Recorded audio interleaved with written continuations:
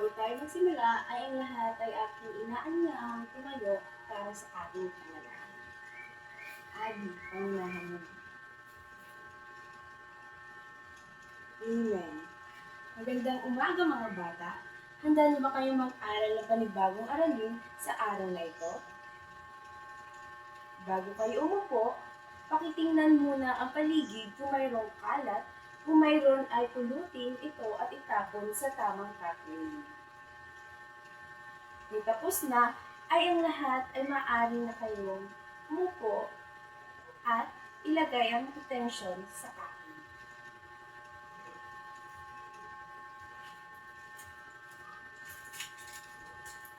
Ngayon, mga bata, aalamin ko kung sino ang liban at hindi liban. Meron ako ditong attendance na idinikit sa ating blackboard.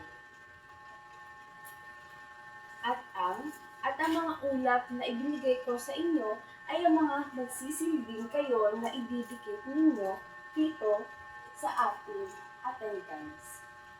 Ang asul na ulap ay sumisimbolo ng babae at ang dilaw na ulap ay ang mga lalaki. Naintindihan ba mga bata?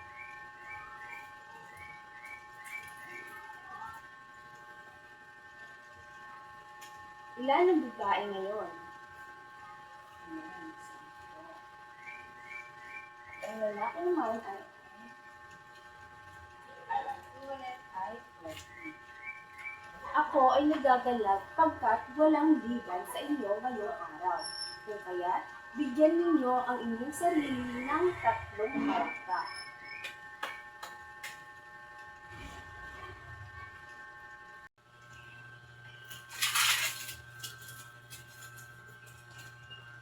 Ngayon naman ay meron ako isa inyo ipapanood na tungkol sa ang mga bakalang na bata. At pagkatapos, kayo ay tatanungin ko tungkol sa inyong pinanood. Naintindihan ba mga bata? Ayan.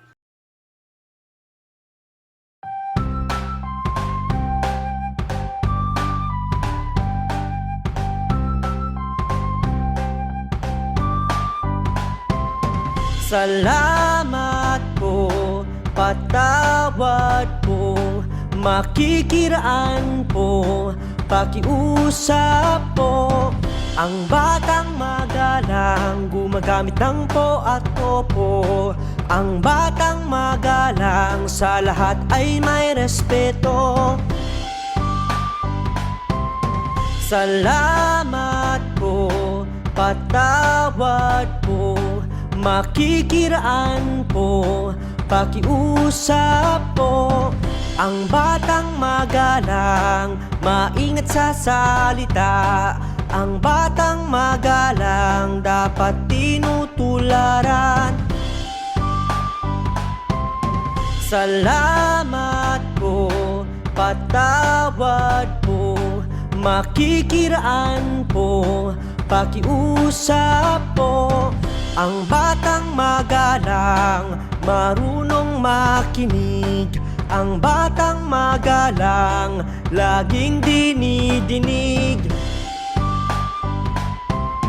Salamat po, patawad po, makikiraan po, pakiusap po. Ang batang magalang, salita'y di pa dalos-dalos. Ang batang magalang, kung magsalita ay maayos.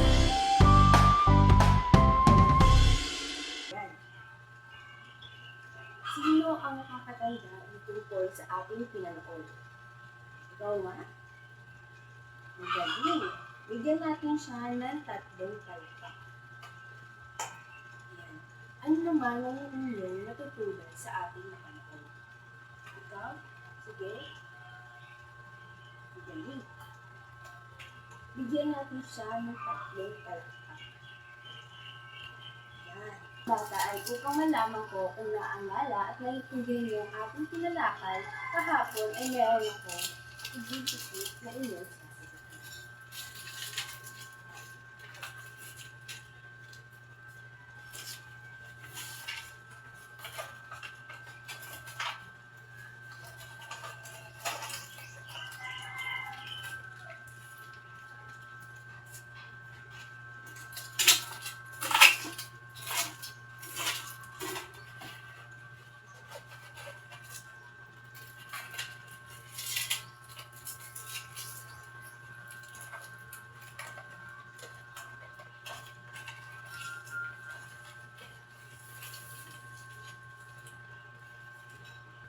Basahin ninyo ang talutot.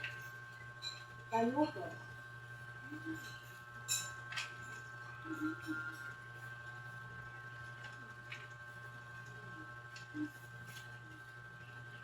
Inyo lang itong imamatch dito kung saan siya nararapat. Ngayon, sino ang gustong sumukat? Sige nga, ikaw nga, Abby. Ayan. Magaling mga bata, ngayon ay inyong nasagutan ang mga tamang sumusunod. Ano nga muli ang ating pinag-aralan kahapon? Yan, mahusay. At talagang tandang-tanda ninyo pa ang ating tinalakay kahapon. Bigyan ninyo ang inyong sarili ng The Fantastic Lab. Alam niyo ba ang The Fantastic Lab? Kung ganon, ako din ang gagawa bago ko. 1, 2, 3, 1, 2, 3. Fantastic. Ayan.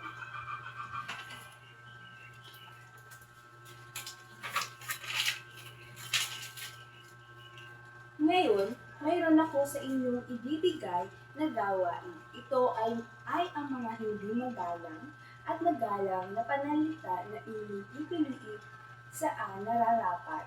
Naiintindihan niyo ba mga bata? Ayan. Ito siya. Ibibigay ko na sa inyo.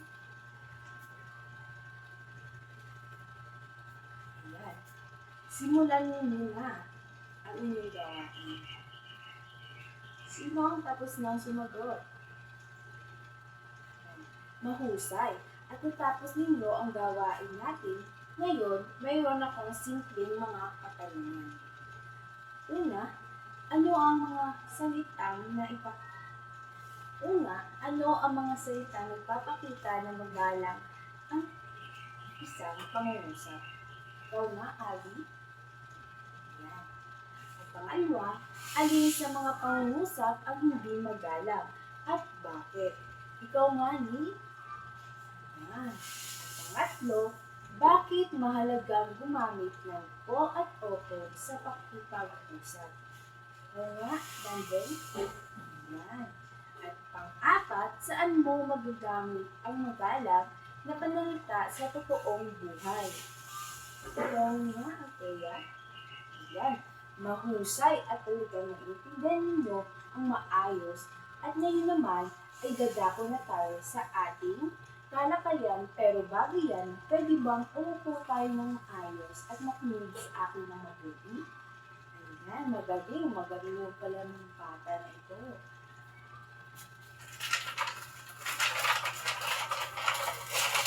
Diba dapat? Yan.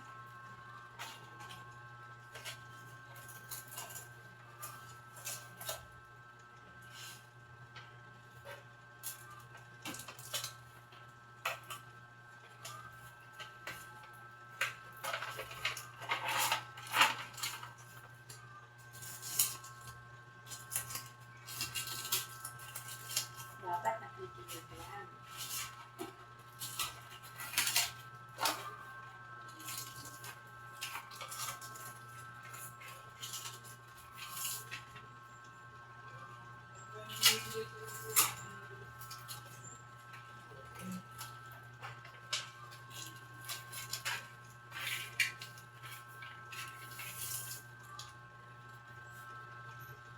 Yan. Ang magagalang na salita ay ang mga ginagamit natin upang magbigay ng respeto sa ating kausap. Mahalaga ito sa ating pakikisalamuha sa araw-araw, sa bahay, sa paaralan at sa kapitbahay. At kahit sa mga lugar na pinupuntahan natin. Ayan. Ang mga halimbawa nito ay ang mga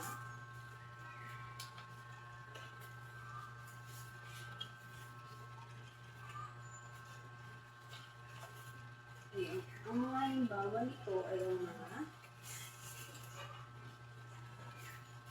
Ayan, wait na.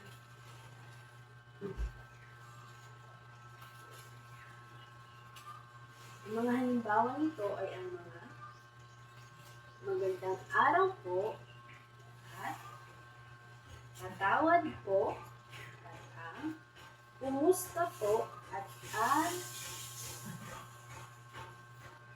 maaari po ba at mano po. Pati na rin ang magandang araw po, magandang gabi, magandang tanghali po. Ayan. Kailan natin ginagamit ang magagalang na pananalita? Una, sa pagbati. Halimbawa, magandang umaga po, magandang gabi po. At pangalawa, sa paghingi ng pahintulot. Halimbawa, maaari po ba?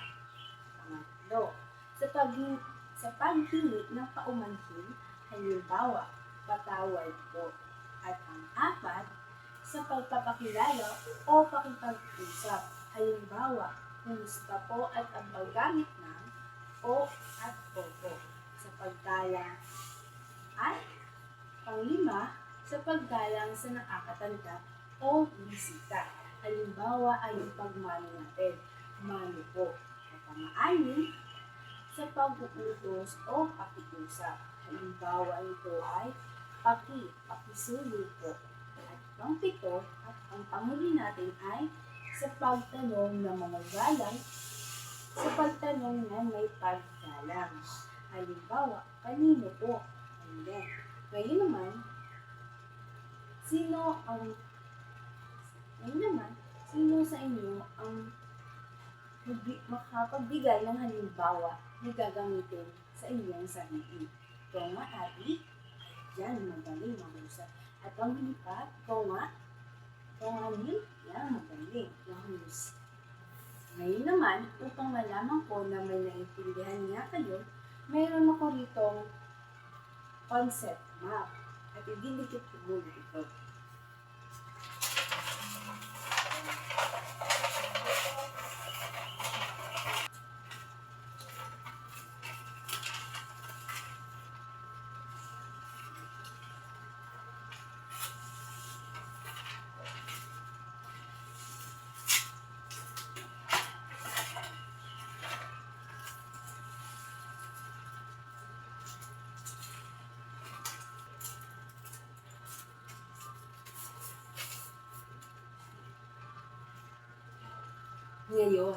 Ngayon naman, upang malaman ko na may naintindihan nga kayo, mayroon ako ditong dinikit na concept map.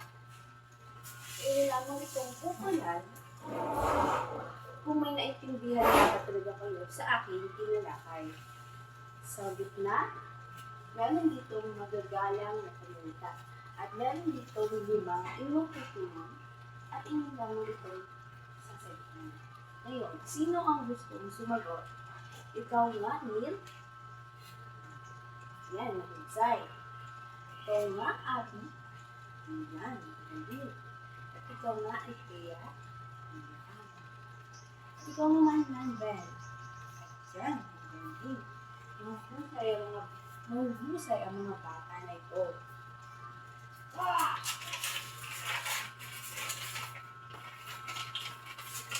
Talagang nakinig na kayo, pero bago yan, ano nga ang ating mga alipin-tunin pag tayo ay gumagawa ng gawain? Ikaw nga? Ayan, dapat tahimik lang tayo. At ano pa? Ikaw nga? Ayan, magaling. Mahusay at talagang alam na alam ninyo. Ngayon ay dadako na tayo sa ating group activities. At ang ibibigay ko sa inyong envelope na naglalaman ng mga gawain ay inyong sasagutan at iprepresenta sa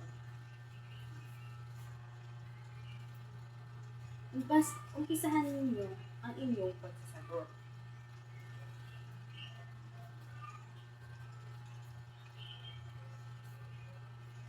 Tapos na ba ang lahat? Mabuti. Asan na ang pangkat 1? Simula na ang pagpipis. Yan. Mahusay. Bigyan na natin sila ng fantastic love. Fantastic. Ayan. Ang pangkat 2 naman, meron ba? Ang pangkat 2 naman, asa na? Ayan.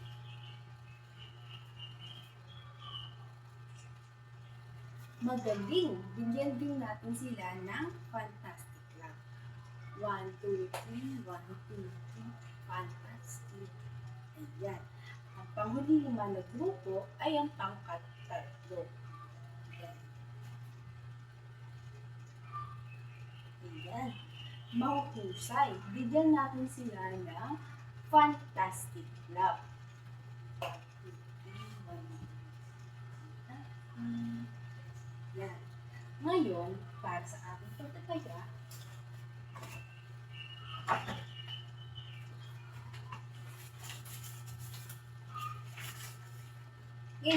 ating pagtataya, may ibibigay ako sa inyong papel at ninyo itong sasagutan at ibibigay sa ating pagkatapos.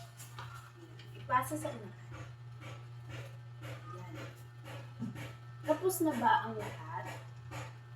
Kung ngayon, ipasa sa inyo mga harap at ipasa sa akin paunahan. Yan. Mahuhusay mga bata. Gusto nyo ba ng premyo? Pero bago yan, meron muna ako sa inyong ibibigay na assignment at i-flash ko na lang sa ating TV at inyo itong sasagutan sa inyong bahay.